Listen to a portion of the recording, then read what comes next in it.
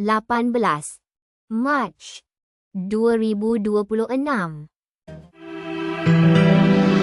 Lembayung Al-Quran Datuk Dr. Haji Zahasan Muhammad. Assalamualaikum warahmatullahi wabarakatuh.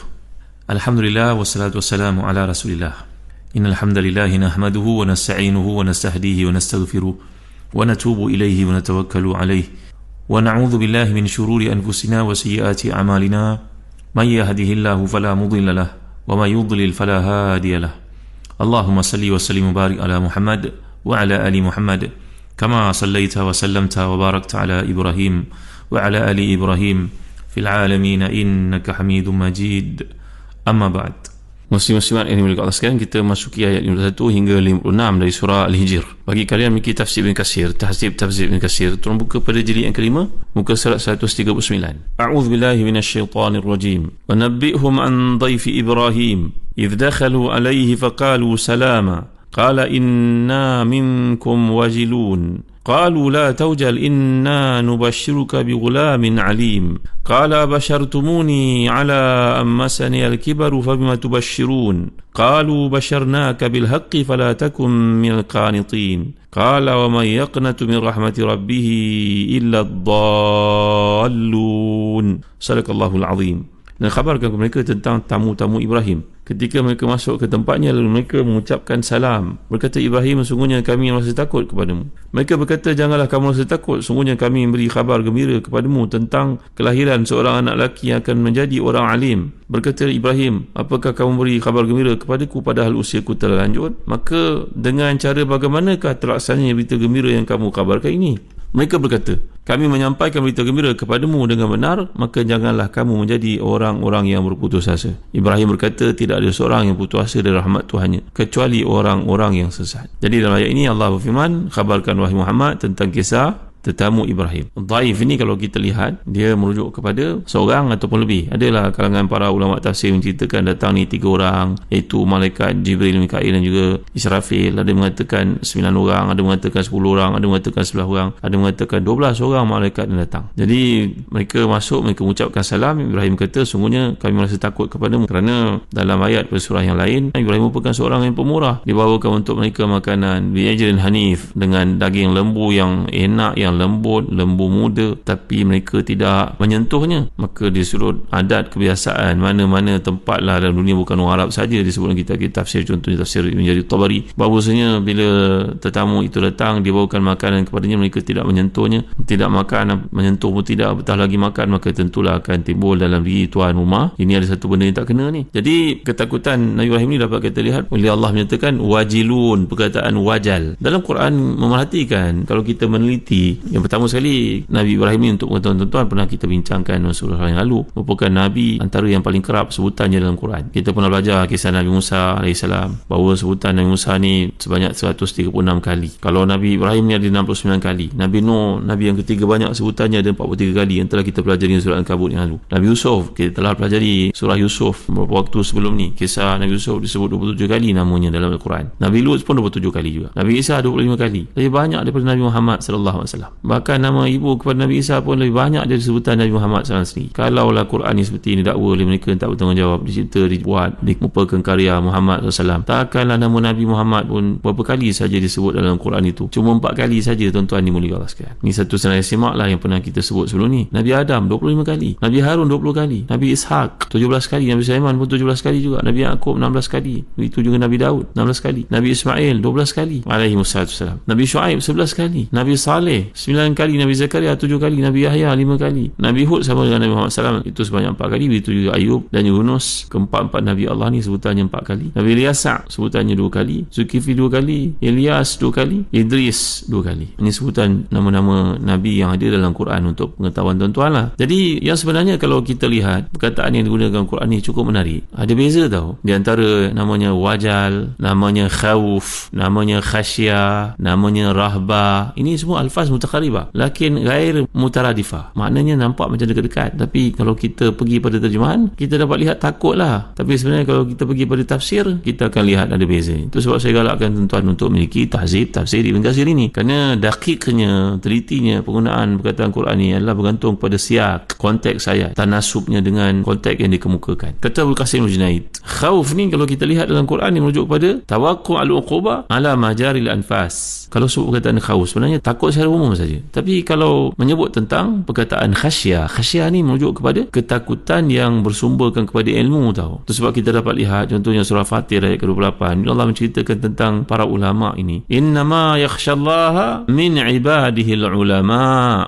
Sungguhnya hanya yang takutkan Allah itu adalah di kalangan mereka yang memiliki ilmu pengetahuan. Para ulama lah yang disebut Imam Ghazali sini adalah ulama dari sudut din lah, dari sudut syariah. Bahkan pada ini pun terbukti orang scholar yang berpendidikan tinggi dalam bidang masing-masing pun ramai yang meluk Islam kerana melihat kepada atom lah, yang melihat kepada sains lah, melihat kepada perkara-perkara bersifat engineering lah, melihat kepada prinsip salat, perubatan lah, mereka masuk Islam. Kerana al-ilmu yurith al-khasyah. Ilmu ni akan bawa kepada khasyah. Khasyah ni berarti takut kepada Allah SWT. Jadi bila menyentuh perkataan khasyah yang digunakan dalam Quran, nama yakhshallaha min ibadihil ulama sebagai contohnya, Allah tidak menggunakan innama yakhafullah. Di sini innama yakhshallah. Jadi takut dalam penggunaan Quran ni, itu perkataan khasyah ni dia berbeza daripada khauf. Kerana khasyah adalah merujuk kepada ketakutan yang bersumberkan kepada ilmu. Para pendengar rahmati dan dikasihi sekalian, macam mana pula wajal? Wajal ini kalau kita perhatikan, kata Dr. Fadil Samarai, seorang pengkaji Balayatul Quran yang terkemuka dari Baghdad, pakar bahasa Arab yang hebat, anda akan melihat perkataan wajal ini dia merujuk kepada ketakutan yang bersifat gemetar dalam hati. Setiap kali perkataan wajal ni dibawakan, wajilat qulubuhum wa idza tuliyat alaihim ayatu zadatuhum imana wa ala rabbihim yatawakkalun. Jadi perkataan yang digunakan dalam Quran bila merujuk kepada wajal ini, dia adalah contoh yang lainnya. Kalau tuan-tuan dalam surah Al-Hajj ayat 35, alladzina idza dzukirallahu wajilat qulubuhum. Jadi setiap kali perkataan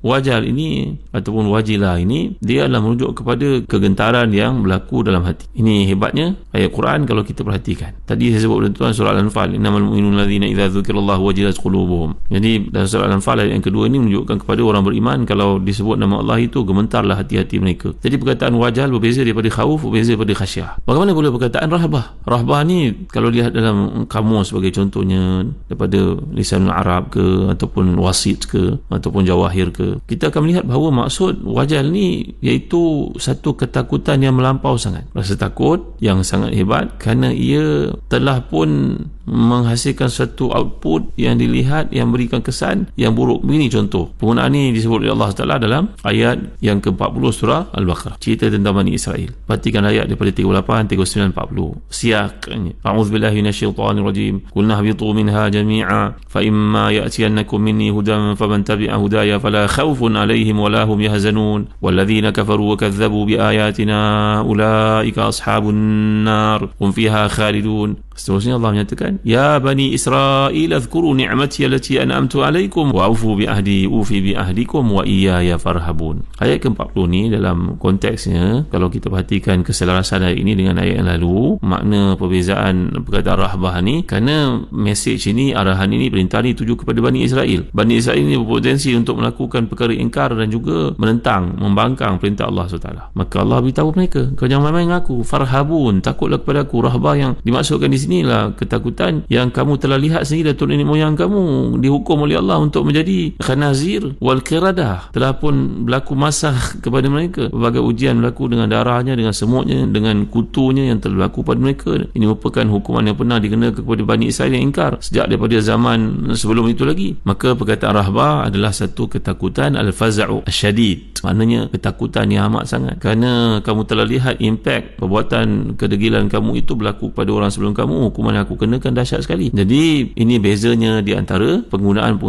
Quran terhadap perasaan takut yang boleh kita lihat, sama ada al-khawfu ke ataupun al-khasyah ke ataupun al-wajal ke ataupun ar-rahbah. Kalau takwa, takut juga, tapi takwa itu disertai dengan rasa taat, rasa rindu, rasa yakin, rasa seronok. Ini berbeza daripada kata-kata yang dimaksudkan dalam penggunaan Quran yang lain. Jadi ayat ini juga menunjukkan kepada kita bahawa perasaan wajal ini, takut, kadang-kadang berlaku juga kepada para anbiya alaihimus wassalatu wassalam. Kerana kita dapat lihat di sini, idh dakhalu alaihi faqalu salama qala inna minkum wajilun. Nabi Ibrahim berkata kepada tamunya, tak kisahlah bilangannya 2 ke 3 ke ataupun sampai ke 12 seperti dinyatakan dalam kitab-kitab tafsir itu, bilangan malaikat datang kepadanya dan rupa pemuda-pemuda yang handsome itu, kerana putusan mereka sebenarnya adalah untuk ke tempat Nabi Lut alaihi salam, dan sebelum itu singgah kepada Ibrahim untuk mengkhabarkan berita gembira tentang kelahiran puteranya yang kedua, iaitu Ishak. Maka ini adalah ayat yang menunjukkan kepada perbezaan penggunaan perkataan-perkataan Quran. Jadi kalau kita perhatikan, wanabbihum, ini merupakan satu kalimah yang diatafkan kepada kalimah sebelum ni yang telah kita pelajari, Nabi ibadi. Kan ayat yang lalu yang kita lihat 49 dulu, Nabi ibadi anni anal ghafurur rahim. Sekarang masuk kepada ayat wanabbihum an dhaifi Ibrahim. Jadi ini maknanya ataf kat sini. Jadi kalau kita perhatikan, sebelum ni saya sebut pada tuan-tuan tentang pandangan Syekh Qutb dalam fi Zilal Quran, kemudian pandangan Imam Biqai yang menjadikan ayat ni sebagai penjelasan tentang makna waliyadzakkara ulul albab. Jadi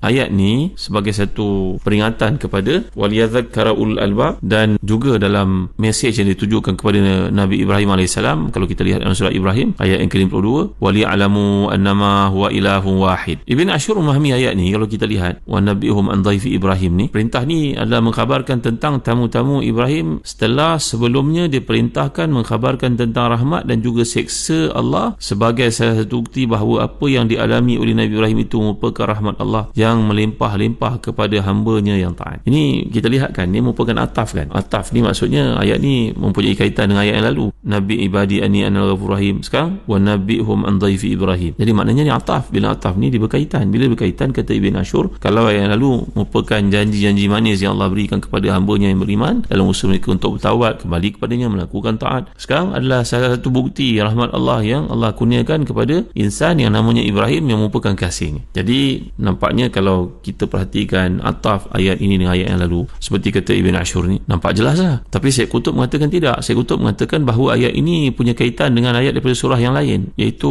sebagai contohnya peringatan yang Allah berikan kepada Nabi Ibrahim dalam surah Ibrahim. Nanti ada peluang kita lihat waliya'lamu annama huwa ilahun wahid. Jadi ayat ni ataf dalam kisah yang dikemukakan menerusi surah Ibrahim. Baik tuan, ini sangat menarik untuk kita lihat. Kemudian nanti ucapan salam yang diberikan oleh para malaikat ni kepada Nabi Ibrahim, Nabi Ibrahim tidak menyedari mereka merupakan malaikat-malaikat utusan Allah SWT.